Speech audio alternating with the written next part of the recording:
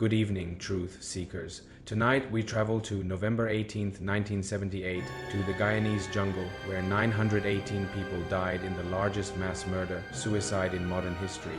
This is the story of Jim Jones and the day an entire community drank poison on command, the Messiah of Indianapolis. James Warren Jones was born in 1931 in rural Indiana. Charismatic and convinced of his own divinity, Jones opened his first church in Indianapolis in the 1950s despite having no theological training. He called it the People's Temple. Jones preached racial integration in segregated Indiana. His mixed congregation grew. Rapidly, he performed fake miracles, planting people to be cured on stage. By the 1960s, he'd moved to San Francisco, where his church gained thousands of members and political influence. He met with Rosalynn Carter. Politicians courted his support. But behind the scenes, the temple was a nightmare. Jones blackmailed members, beat followers, and forced families apart. He was addicted to amphetamines and increasingly paranoid, convinced the government was plotting to destroy him. The Promised Land. In 1974, Jones sent a team to Guyana to carve Jonestown out of the jungle.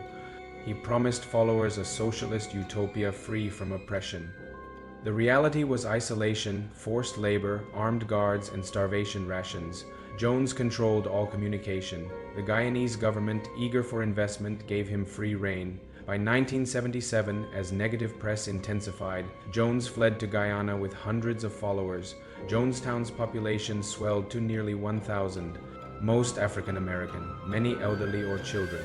The congressman arrives.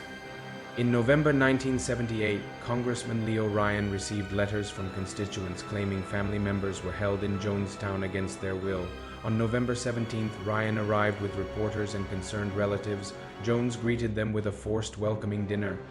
As the visit continued, residents slipped notes begging for help. Ryan agreed to take 14 defectors back to America. On November 18th, as they boarded planes at the airstrip, armed men arrived and opened fire. Congressman Ryan was shot over 20 times. 3 journalists and 1 defector were killed, 11 wounded. Back in Jonestown, Jones knew his world was collapsing. The final act.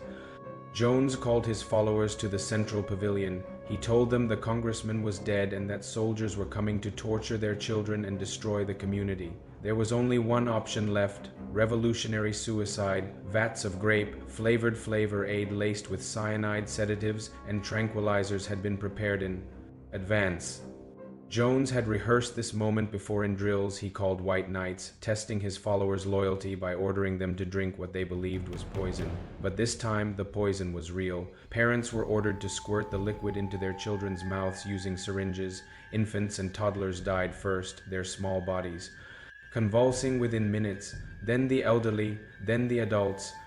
An audio recording captured the final moments. You can hear children crying, you can hear Jones's voice, calm and commanding. Die with dignity, lay down your life with dignity. Don't lay down with tears and agony.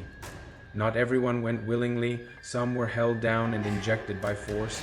Others tried to run into the jungle but were shot by armed guards. A few escaped and survived by hiding in the dense forest. Within an hour, 909 people in Jonestown were dead. Jim Jones died from a gunshot wound to the head, possibly self-inflicted. 5 more died at the airstrip. 4 were killed at a People's Temple building in Georgetown, Guyana's capital. The final death toll, 918 people. Over 300 were children. The aftermath. When Guyanese troops arrived the next day, they found bodies everywhere, many with arms around each other. The phrase "drink the Kool-Aid" entered American lexicon, though it was actually flavor aid. But Jonestown wasn't mass suicide, it was mass murder. 1/3 were children with no choice. Another third were elderly, choosing between poison or jungle abandonment. Only middle-aged adults had agency, and many were coerced. Jim Jones orchestrated the largest cult-related murder in history. The question that haunts us: how did he convince nearly 1,000 people to follow him into the jungle and poison their own children? The answer is isolation, fear, and psychological control perfected over decades. Jones didn't demand total obedience overnight. He built it slowly, breaking people until they couldn't imagine life outside his control. Good night, truth seekers. Stay vigilant. The line between faith and fanaticism is thinner than you think. If you're enjoying the video so far, subscribe and follow Mystery and Madness for more deep dives into the world's most enduring enigmas.